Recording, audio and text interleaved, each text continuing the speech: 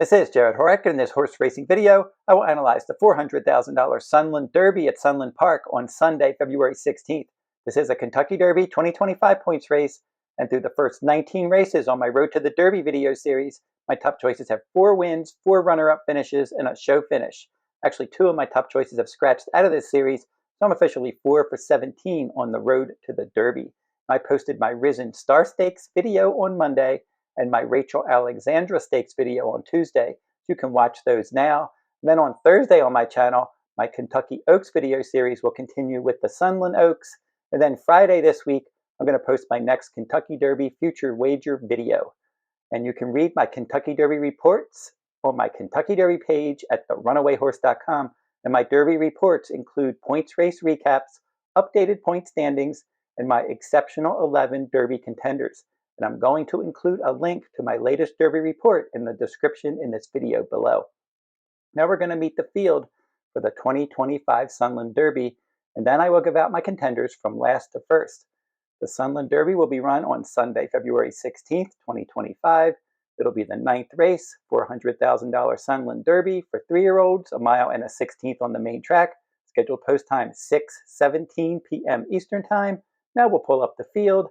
And from the inside post, Itsmybirthday at 20-1 morning line. One of 2 runners for trainer Robertino Diodoro. This one is 2 for 2 lifetime. Number 2, Remember Big Jim. And for this horse, still a maiden after 4 starts. Has 2 runner-up finishes, including a runner-up finish in the Riley Allison Derby last time out. Number 3 is Smash It. 8 starts, 2 wins, 4 seconds, and a third.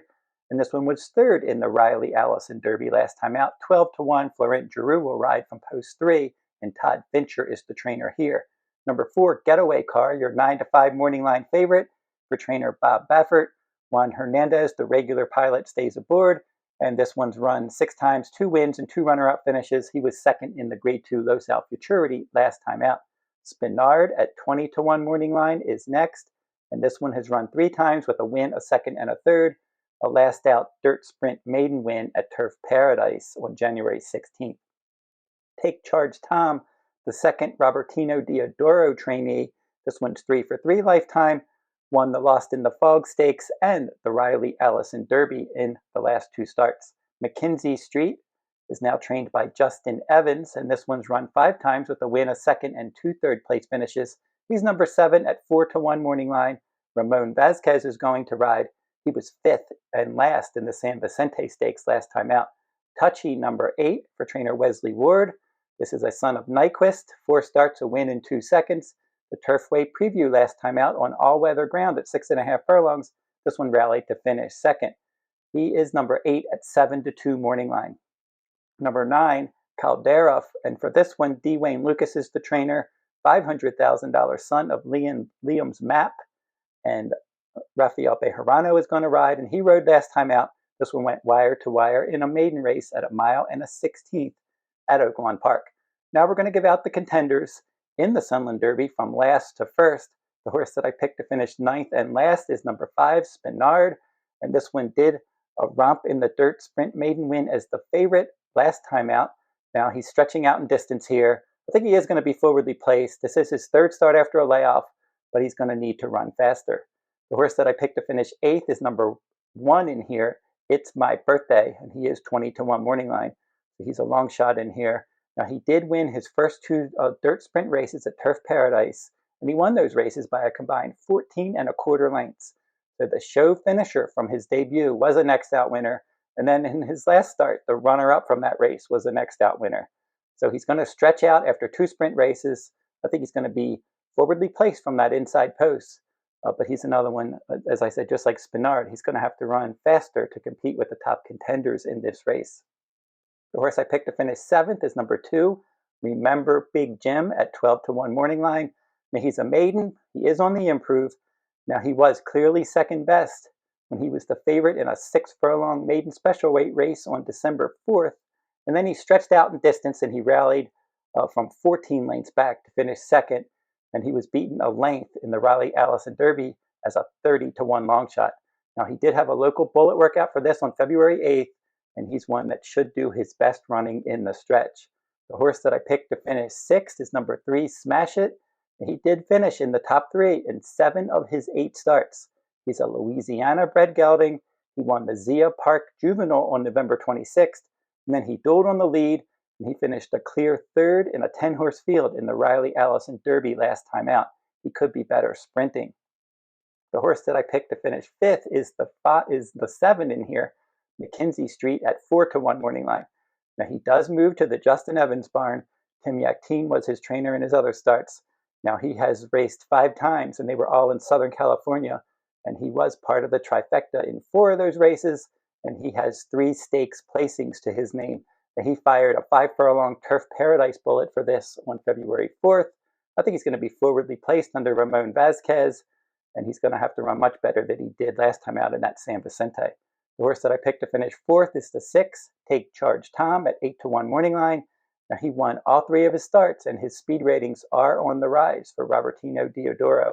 And he won his first 2 sprint starts, and he was the favorite in those races, and those races were at Turf Paradise, and one of those wins was the Lost in the Fog Stakes.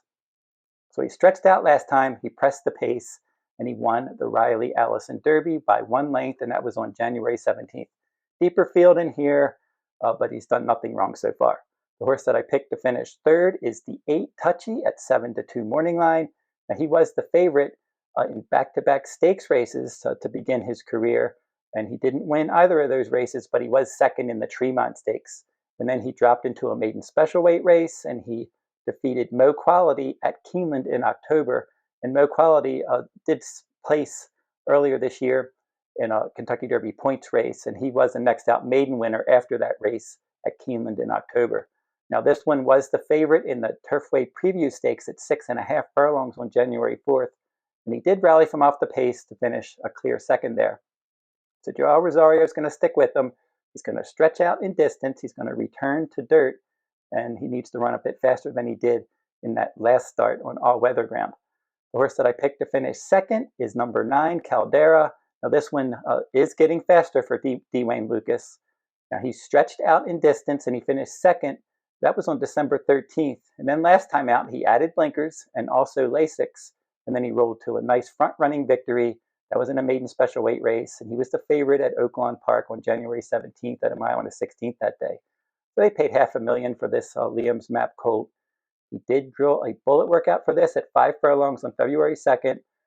The owner of this one is My Racehorse, and My Racehorse and Dwayne Lucas teamed up last year to win the Preakness Stakes with Seize the Gray. So Caldera from that outside post should be forwardly placed. I think he's more likely to stalk the pace from out there. My top choice is going to be the 4 Getaway car. He's one of Bob Baffert's 2nd string type Derby horses. He's 9-5 morning line, but he does look like the class of the field in this race. And they thought about taking him to the Saudi Derby, but they decided to go to this spot. Looks like a good spot for him. I would expect that he's going to be forwardly placed in this race. Now, he did wire the field in his first 2 dirt sprints, and that included the Grade 3 Best Pal Stakes at Del Mar. Then he dueled on the lead. He weakened to 4th in the Grade 1 Del Mar Futurity. Now, that day it was a fast pace. He just wasn't able to get loose like he did in his first 2 starts.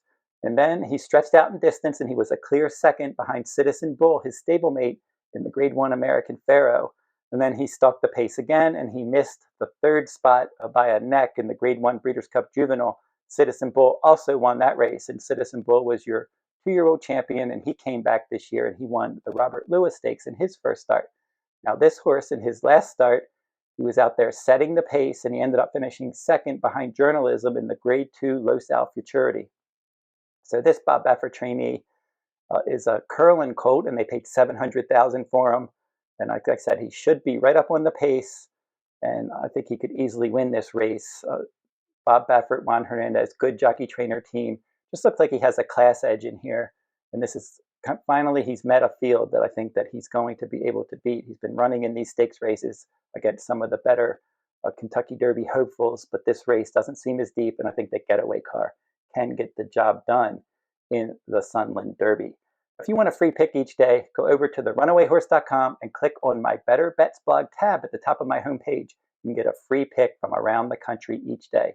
And don't forget to like, comment, and share these videos if you like them. Subscribe to my channel as well. And until I see you next time, good luck at the races.